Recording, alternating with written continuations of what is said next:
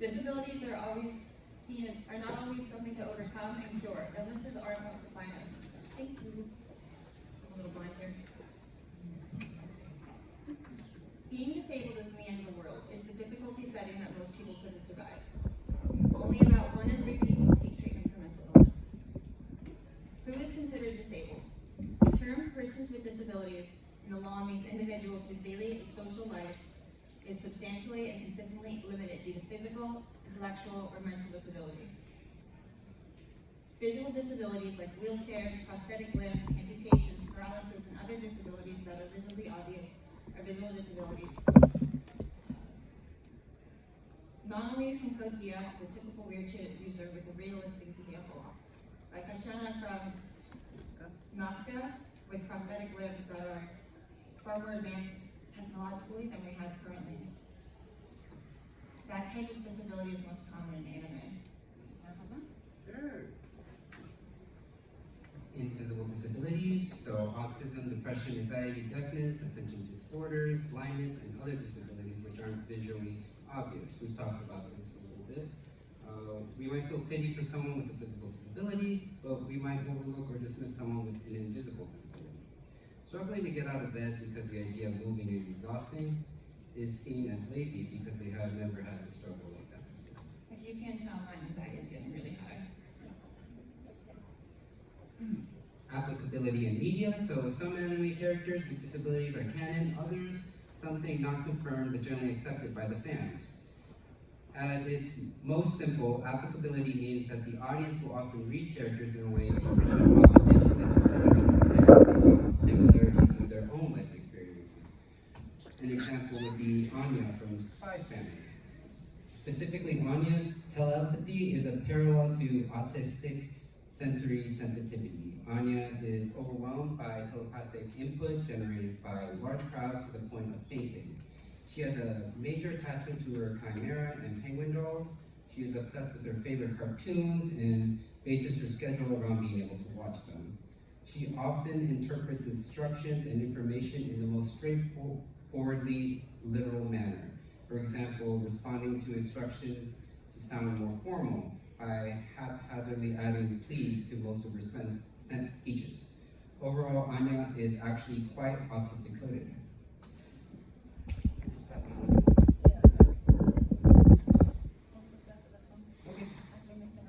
Missing a limb or two. I kind of tried to be punny with my slides. I wish you could see them. So we're going to talk about people with prosthetics. So Ed lost an arm, leg when trying to resurrect his mother through alchemy. They are replaced through prosthetics called automail, which Ed can use as is or transmute into weapons. He eventually regains one of his limbs and chooses to keep the other as a prosthetic. Another example would be unassuming amputation. Shank lost his left arm to a Sea King to save Luffy. After losing his arm, he chose not to ever get a prosthetic. He's an amazing swordman even after losing his dominant arm. His saber's name, can you just say it? Brian? I don't know how to pronounce it. Griffin? Griffin. Red Hair Shanks is the captain of the Red Hair Pirates, a man who gave Luffy a straw hat. Like Luffy and Kaido, Shank is capable of using all 3 types of hockey. Alright, so then there's different examples in Cowboy Bebop, Black Bullet, Fairy Tail, Violet Evergarden, the famous one, Garden of Sinners, Alfrata, people with prosthetics or amputations. Alright? Okay. So, they can't hear you is a pun, I guess, on Yes. deafness. Yes. So, popular character would be Shoko from The Silent Voice, deaf, and endures some bullying but remains forgiving and kind. She is aware of how her deafness affects her life. This leads her to develop low self-esteem. Her deafness results in a speech impediment. She also uses sign language. A silent voice depicts the cruelty people with disabilities can face and how unconsciously children can act out when they don't understand something. Another example would be Prince Boji from Ranking of Kings. Born deaf, mute, and a tiny in size, he was ridiculed and scorned openly by many within the palace and kingdom. He dreams of becoming a strong king like his father and always tries to maintain a smile in front of others. His disability is not portrayed as something that needs to be fixed or cured. Rather, he is accepted and loved by those around for who he is. And some examples would be from Sign, Gangsta, Sign of Affection, Time Travel Girl, I Hear the Sunspot, and He Hear Love.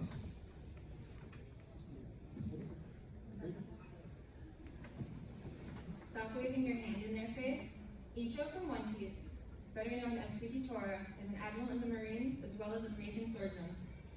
He blinded himself so he couldn't see the corruption in the world, yet after meeting Luffy, he regretted blinding himself too soon, wishing to see Luffy's face. Fujitora's expertise with observational hockey, at this point, it is argued whether vision will be a hindrance, at this point making it irrelevant. Shrigo from Dr. Stone is a good example of visual impairment, showing just how important visual aids are and how much of a difference they can make in improving people's lives. Visual disabilities are a spectrum like the fuzzy sickness, for example, in Dr. Stone. She is the melon girl of Ikazami Village due to her iconic watermelon helmet that she wears as glasses. And not everyone needs eyes to see. We have Ian from Dark and Black, we have representation from Hunter x Hunter, Demon Slayer. I put Tophin because there's no better representation for like a blind badass than Top. Bleach and Future Diary. And then I have Hot Wheels because I like cars. So Nonali from Code Geass. Nonali begins the series as a typical ill girl who suffers from blindness and uses a wheelchair throughout the series. She is portrayed as being almost inhumanly kind, caring, and patient. As the main character's sister, caring for her is one of the prime motivators for her brother's life. This reinforces the disability equals helplessness stereotype. Nonali eventually rules half of the world, but her blindness ends up being psychosomatic, meaning all in her head, and is healed. Rena Rune from Aquarium is a wheelchair user, blind, and albino. She is an element and seer of Diva. She can read the Book of Holy Genesis and therefore foresees the future. Her main powers as an element allow her to levitate, teleport, and drain hair, kind of like a vampire, from people. She possesses powerful psychokinesis that allows her to give precise judgment based on the shape and color or the sound of people's heartbeat. And then other representation of good wheelchair users is in Guilty Crown, Elfin Lion, JoJo's Bizarre Adventures. Combatants will be Dispensed, Flood, Buckeye Battlefront, and the Quasar of Stigmata. I really like that show. So, borderline personality disorder. Argo Agnes, I can't speak today. You said Agnes Kuhn from Tower God. His relationship with Bam grew from being the man in the shadows to putting Bam on a pedestal, seeing him not just as a god, but as a person. It's a thing. We're gonna go take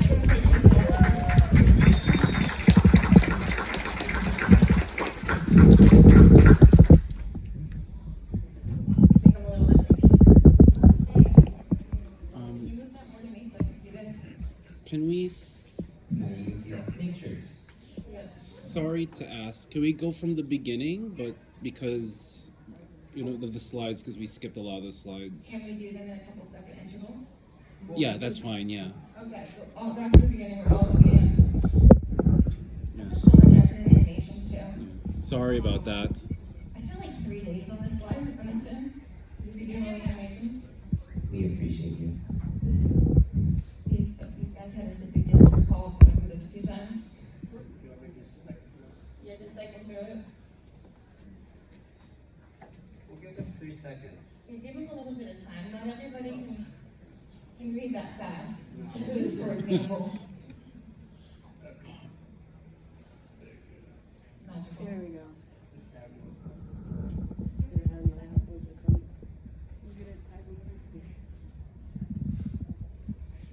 Oh, it's been a while.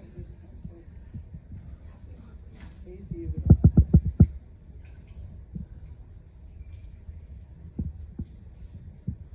I do apologize for the technical difficulties we had earlier. I got here at the same time you were lining up.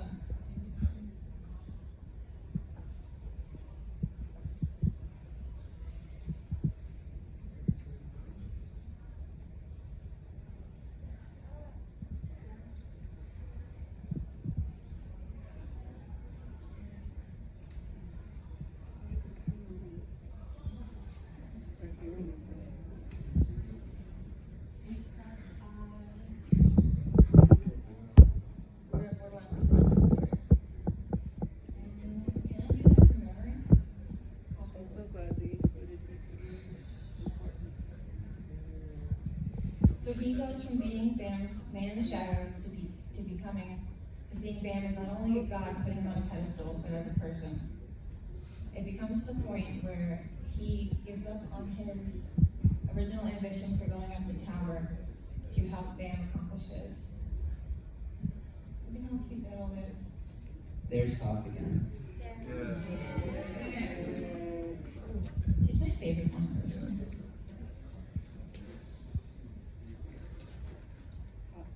That would be me. Apparently a lot of people have a love-hate relationship with Emily.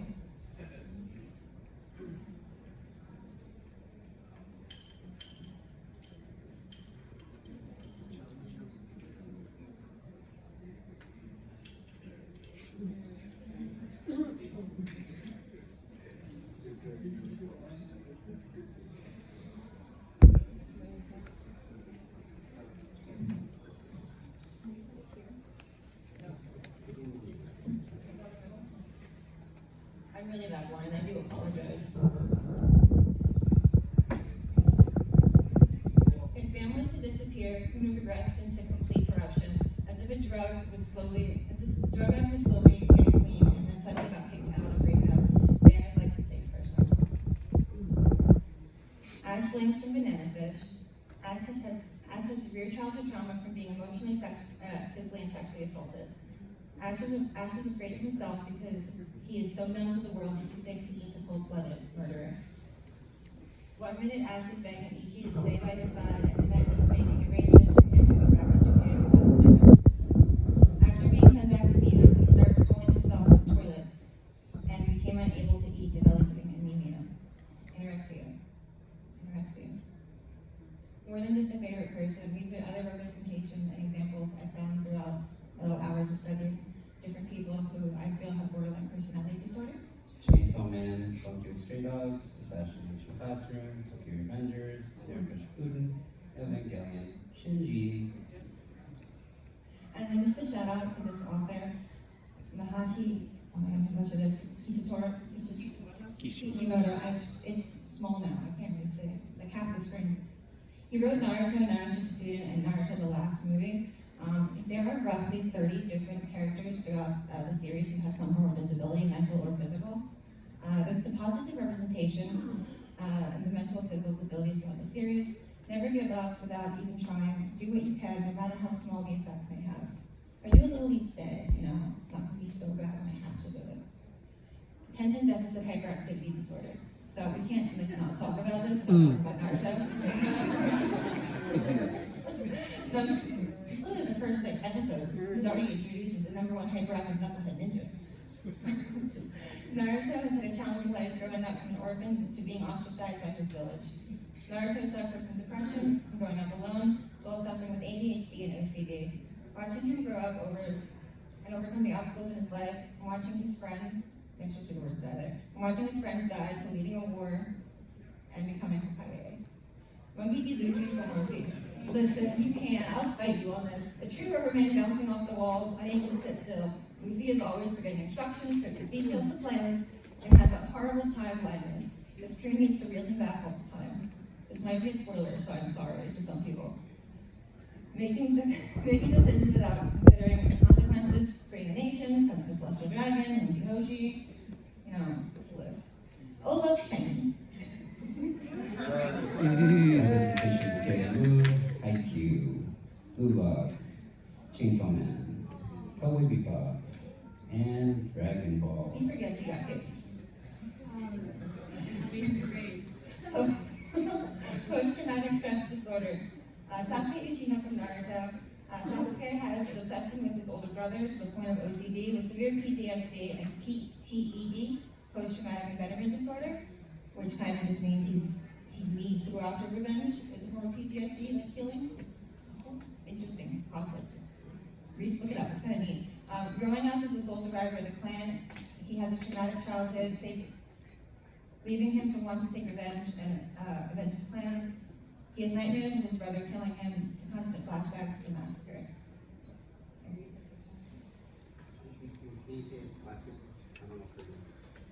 Jin Hyun? Yeah, Jin Xiang from, can I say that one? Faster? Okay.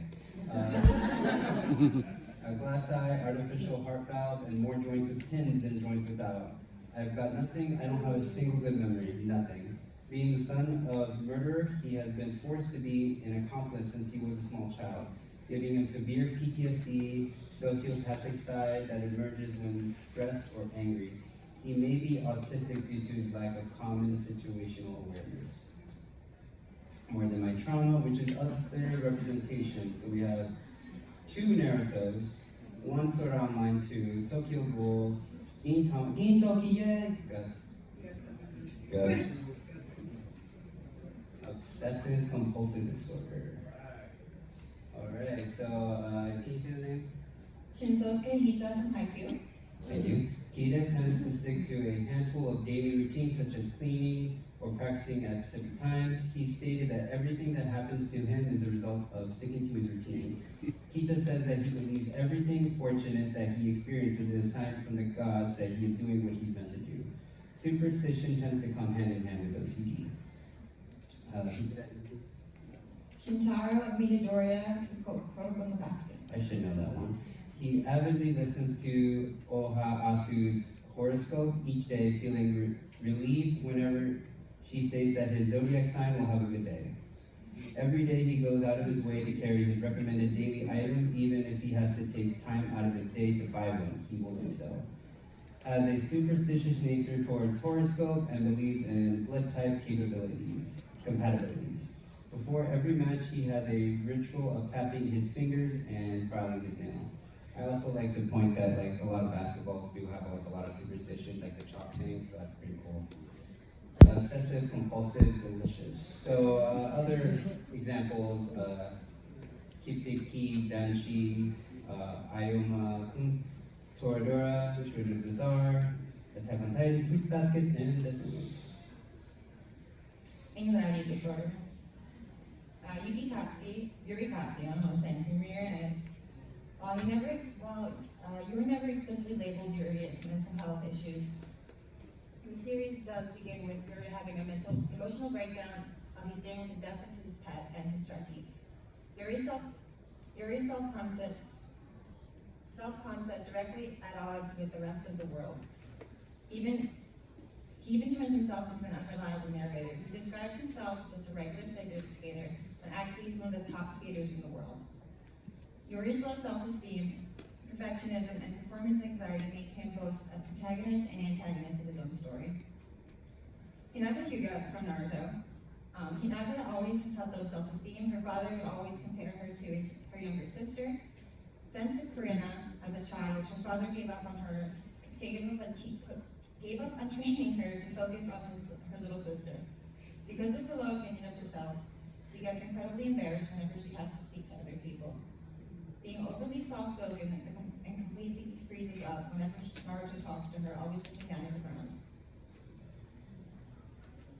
Social anxiety disorder, other examples include Blue Period, Barakamon, Blue Lock, Bleach, Demon Slayer, and My Hero Academia. Borderline personality disorder. Hyuga from Naruto Shippuden often refers to by pain as bipolar Hyuga. Hyuga naturally is a very gentle person and loves animals, and they love him back. He easily gains their trust and friendship. His episodes are random and uncontrollable. When he can, he will self-isolate by confining himself where he isn't able to harm anyone. He struggles not to kill people when he loses control and is afraid of truly losing himself. Alois Trancy from Black Butler. He switches from a cute and innocent kid to a huge flirt with a tendency to hit anything within a 5-mile radius. He appears emotionally vulnerable and sporting fake tears to laughing manic episodes so many times that it makes someone dizzy. Alois' mood swings tend to be rapid cycling, going from cute and entertaining to an enraged demon with ridiculous speed, and then back again. Not to mention his extremes like the time he stopped innocently eating breakfast to gouge his fingers through May's eyes, and then wiped off his hands to go back to his eggs. More, you made me sing. So there isn't much representation of bipolar 1 or 2 in anime or manga that I've found. The lack of accurate representation falls back on how shameful it is in Japan to be mentally ill. There are some dramas and shows that have characters that with decent representation, like Ian Gallagher or Monica Gallagher from Shameless. Dissociative identity disorder. At Saru Shoma from Fruits Basket. Haru has been debated to have DID or BPD. I say DID based on how his personality and demeanor change. When he does go dark Haru, he doesn't remember the stuff that happens, and he has to ask where he is when he comes out. Natural Haru is soft, polite, gentle, and isn't loud, while dark Haru is assertive, loud, and cocky. More to my identity. Similar to bipolar, there is not a large amount of representation. K-drama Kill Me, Heal Me, with Cha Ju Hyun, has PTSD from his childhood and has 6 different personalities. The one part that they get wrong is how he has a feeling when he's about to change and how he knows the change is coming. However, it may be a way for the viewers to know about the upcoming change. Not really DID. Cavendish from One Piece. Commander of the Beautiful Pirates and also known as Pirate Prince. While he is more of a noble knight riding his white horse with his vigorous air around him, he has a psychopathic persona, Habuka, who will kill without hesitation. Both personalities clash over who can have control of the body. Habuka needs to be restrained. Zetsu Naruto Shippuden. The two halves of Zetsu's body have distinct personalities, but work together as a whole. In a pinch, he can switch between his white and black Zetsu faces. White Zetsu is chirpy and talkative. Black Zetsu, on the other hand, is more severe and sharp. Split personalities, other examples, Yu Yu Hakusho, Inuyasha, My Hero Academia, Kuroko no Basket, Starch, and Sergeant Sergeant Frog. Autism. So Shina Amarabe from Naruto, he constantly talks about his bugs or relates the conversation to something his bugs do. He tends to use big words and often gets interrupted when he talks by anyone. Shino is a loner and does not have emotional connections or friendships. People do think he is weird with his bugs and is disgusting. Shino is chosen for a mission when he is needed to attend a funeral and not laugh. It is filler, but it is funny. And then Haruki from Nasa from Free. Haru is always thinking about swimming. Haru can't live without being in the water. He tends to take things said literally and has mackerel as a safe food. His expressions are very subtle. His friends joke about him never even smiling. He has a routine in the morning before school and will not rest. He only wears a specific type of swimsuit. And then autistic coded. Other representation are in K-On!, the irregular Magic High School, Delicious Seduction, Full Metal Panic, From Shell Regios, Reborn as a Vending Machine, I Now Want to Dimension. You can't tell me that the guy who memorized every single vending machine and its function in a year it was founded and installed and then removed is autistic. It's his version of trains. Antisocial personality disorder. Gaara from Naruto is an antisocial personality disorder sociopath. Jinchuriki of the one-tail Shikaku. His childhood had attempts on his life by his father and his uncle. After that, Gaara went on the defensive. Not only did he kill to protect himself, he also killed to mask the loneliness and to feel alive. However, Gaara eventually calms down and stops killing people and becomes the Kazekage, or they just put him there so he'd stop killing people.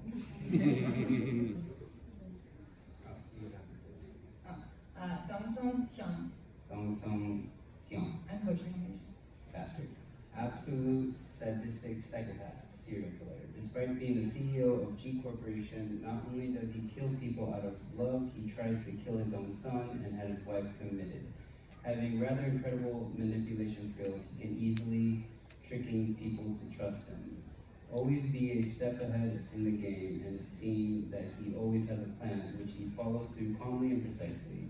Antisocial personality disorder, other examples. 2 people from Naruto, both villains. One Piece, villain. So the S is for sociopath and the P is for psychopath. Oh, I didn't know that. Yes. Naruto, psychopath. Full Metal Panic, sociopath. Hunter, psychopath. And then we have depression. Sanaka Nagahara from Wallflower, after being called ugly by her middle school crush, she began to lock herself away in her room and chose to avoid people. She loves seeing gory movies, anatomical dolls, and objects that reflect the ugliness of life. Her aunt wants her to become a proper lady by her party, so she enlists the help of boys to help her on her road to womanhood. Making friends helped her come out of her shell, but she didn't become a proper lady, and that's okay. Nico Robin from One Piece. Lone survivor of a horror tragedy, she watched everyone die. The government labeled her as a devil child, placing a bounty on her head. She was expendable to Crocodile. No one wanted her around. Luffy saved her, making him responsible for her now, only for him to save her again when she tries to sacrifice herself for the crew. Live. I thought it was something I couldn't wish for. No one ever allowed me that. If I can really declare my wish, I want to live. I swear I'm going to tear up. I love this arc so much. Always sad baddies. Other representation are given. Descendants of a bookworm. Erased. Soul Eater. Attack on Titan. And Brooke from One Piece. He went who knows how many decades alone, going slowly insane. Don't be afraid to ask for help. If someone you know is feeling depressed or suicidal, talk to someone. Call or text 988, your suicide and crisis hotline. If you or a loved one is feeling overwhelmed or in distress, the professionals at the National Mental Health Hotline can help. Call 866-903-3787 anytime, day or night. You matter. And then my conclusions. Some characters not only were ignored partially or totally.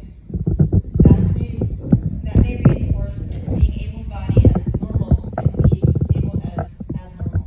Mental health and invisible disabilities rarely officially incur in anime, perhaps due to the social stigma surrounding it. Medical insurance rarely covers mental illness, making treatment expensive, and mental health legislation in Japan is still in its infancy. Overall, the positive depictions of disability include characters who eventually recover and become able-bodied and who use technology to overcome their handicaps. The most negative or unrepresented conditions include invisible disabilities and mental illness. And that's it, guys.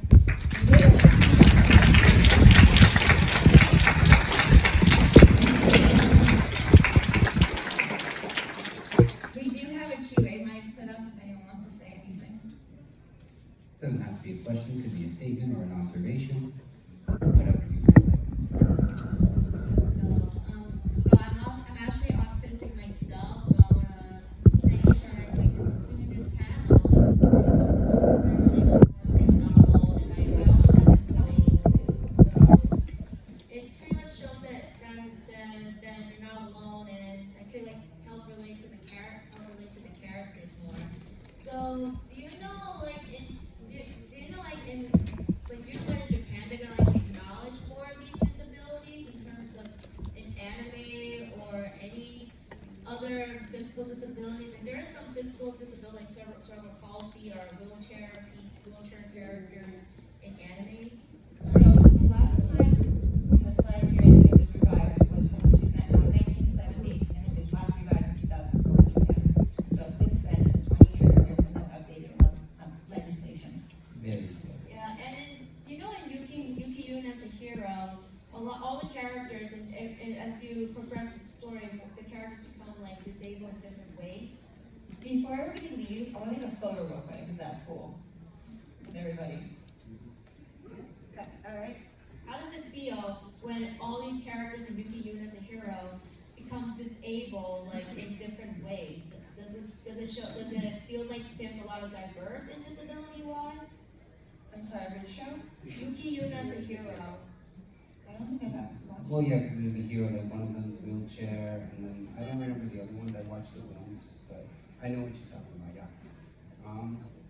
Yeah, I really do like when they have like more representation, like diversity. Like we were talking about that one author from Naruto, 30 different different characters. Characters And there is a lot of overlap with characters having multiple disabilities. So yeah, I do appreciate someone putting the time to making these certain things seen in front of like an audience. So it's not just like all the same thing to me, and I can actually, feel seen, I guess. One of the reasons I love playing on these panels is I get to see a room full of like-minded people happy to have some representation. And we get to make friends who are also special. And then they get us. And we can be weird. For sure. I call it introverts. Thank you so much for your question. First off, thank you so much for putting together such exhaustive research. I was incredibly impressed, so thank you, panelists. It took me about a month to get everything proper because I wasn't about to make like bad recommendations because technically it is always represented as OCD, but he's one of the bad representations in my opinion because it sets a specific focus with no real other symptoms. Like where's the intrusive thoughts, where's the fidgeting? You're just upset, nothing symmetrical. Exactly. My question is, do any of the panelists, have you ever experienced either a storyline or a character who actually used their different abilities to either solve a problem or make the team better? To kind of counteract that, oh, I have to heal my different ability in order to be accepted. Well, I do know that Hawkeye is canonly dead. And I do like him. I'm not sure if that builds to his character for that. Oh, I got one. Tsunade from Naruto. She has a huge fear of blood, so she makes sure that everything is extra sterile, which is why she's one of the best medical ninjas. I got you. Thank you. Well, considering it was so difficult to answer that, I will remember that when writing new characters. Ooh, an author. Hello, hello. Hi, I just had a quick comment and then a question. I'm actually a psychology major, and since you mentioned how I was going to mention Manga before, because she is a character who's super interesting to me because at one point she suffers from PTSD, but while she is trying to recover, the show actually portrays how recovery or trying to deal with mental illness is not just like a straight line, but there's ups and downs. There's times when she's better, there's times when she's worse, and those are treated as natural things. That there's not like anything wrong with relapsing or having issues. And also, tying into the question I want to ask, when you mentioned Aquarion, the character who's in a wheelchair, and that I also remember that in the sequel, the creative Ball, there's actually a lot of characters with mental disabilities that suffer from abuse, abandonment, and etc. And there's one particular, I can't remember her name right now, but she actually suffers from social anxiety, and her powers are somewhat connected to that because she can disappear, and it kind of like plays along with it. Like she disappears, and then because of that, her social anxiety gets worse because she's less noticeable. So I wanted to ask, how do you feel about situations like that when characters' powers or abilities are somewhat connected to their mental health issues or their trauma? Trying to think. So you want an example of representation where their powers don't link to their trauma? No. Like when you use it, like if connecting them in such a way is good, or if it can bring close issues. Okay. So it's never a good thing for something you do, whether it be positive or negative, that you knowingly do that affects your mental health. It's very hard. I suffer from bipolar, and I do know that depending on what time I go to bed or how much water I drink can affect like my swings, which is why it's very hard to do certain things during the day sometimes because I like to do them at night, but I also get manic at night. But for that, like an All Might example, when he gets really sick when he loses his power, it depends on the person. I think it's sad that you have to knowingly pick doing something good and having an episode or doing nothing and being healthy. Making choices on what you can do with that. Knowing you have limits on your body is really hard. Thank you so much. Thank you. All Hello. right, hi. I just want to say that as a statement that I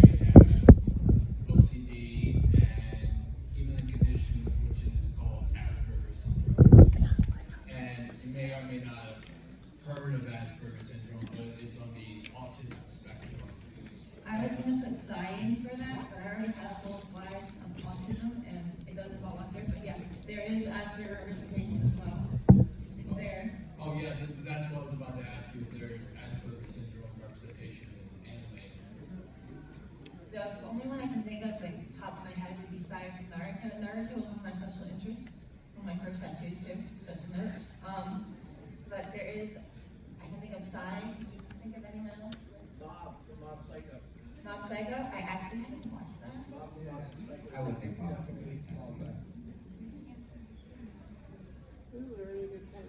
You can say something.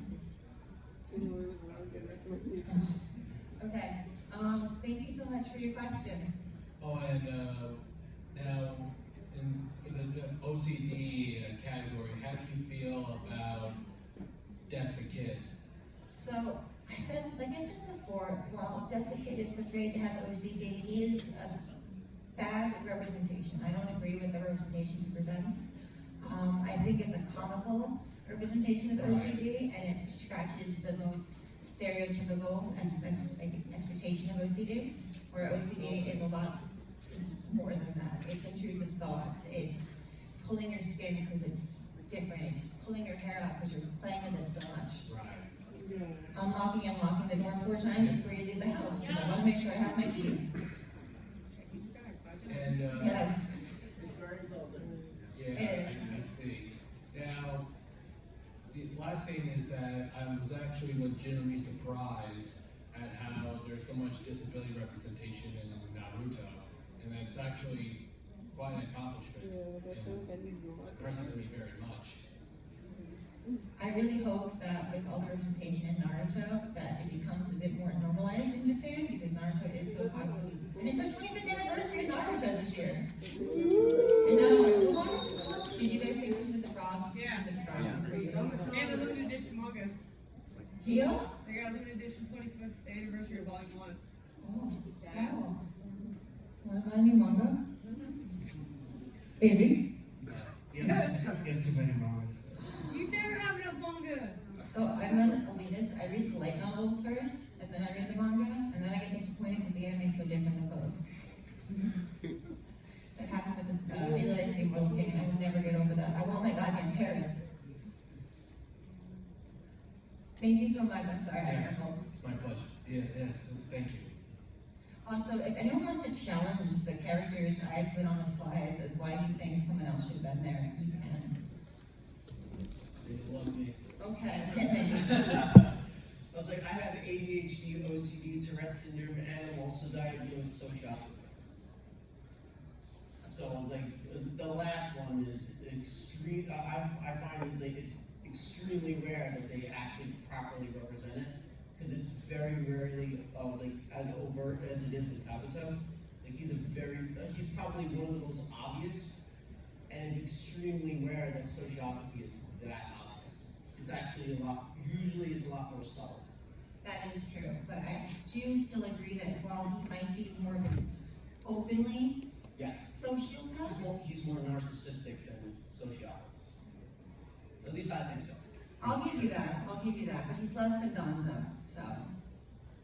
What's that? Fair. To compare narcissism in the show. And I always felt that Orochimaru was a good example, was also had sociopathy. So is Jones the over psycho? In addition. But you Okay. can be both. It's rare. It's but you very can be both. rare. It's very rare, but you can be both.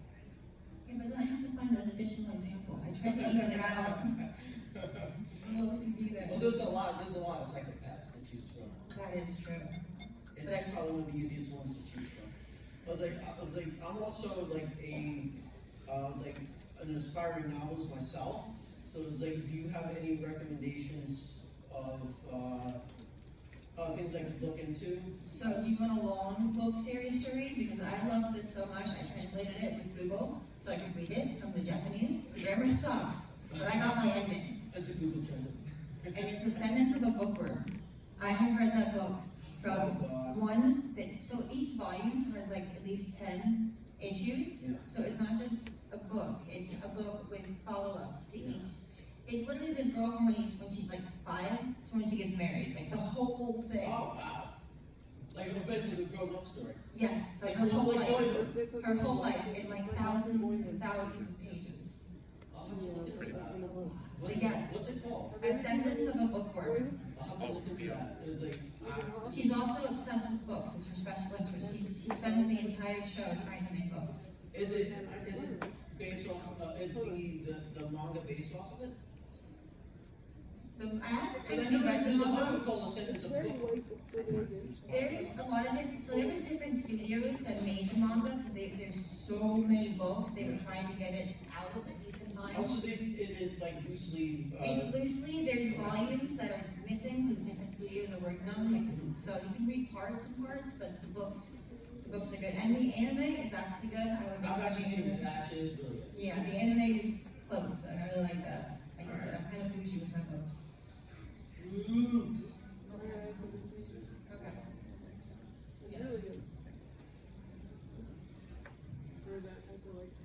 Hi.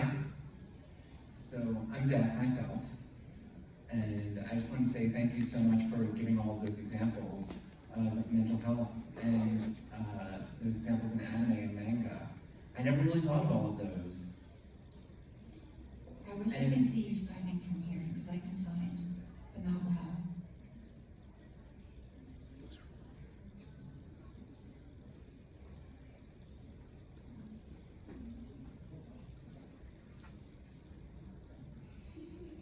Sorry, yeah?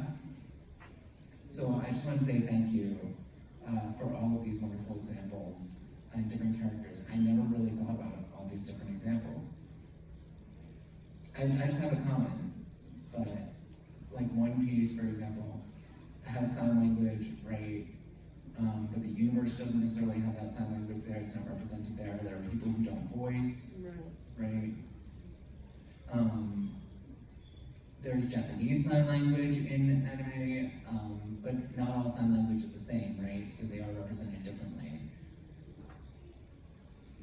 And also, I noticed there are problems of the stereotypes that show up. Like, they're weak, they need help, they're helpless, they need other people, please, can you do something for me? And that's a common problem throughout anime. We want to see that these characters can do more than that. And the other thing I want to add is society as a whole is problematic, right? It's that medical perspective. We're looking for a way to fix deaf people. They're broken, their ears don't work, right? And we have to fix them. And that seems to be the perspective that's prevalent. And there's a lot of deaf pride, right? And that's some of the responsibility on society, that they need to provide these accommodations, right? That they need to provide like access here, for example, here at AnimeCon, right? We need interpreters. We need to have these accommodations made, and that needs to be represented as well. So on that, I do believe that most East Asian Sign Language is roughly based on Australian, and then it was converted to Chinese, and then that's what it's now loosely based on. So Sign of Affection is a really good one. She wears cochlear implants, but she can't actually hear out of them. It's just she likes the noise. So people are extra mean to her because they think she can hear with the implants when she can't hear anything. But she's still one of the nicest people there. If you haven't read it. Yes. That's right. But the problem is that people misunderstand what a cochlear implant is or what a hearing aid is, and they think it works 100%, right? Like, people, there's a different spectrum of people who use these devices. It could be painful, it could have different effects, right? There are many possibilities within the deaf community.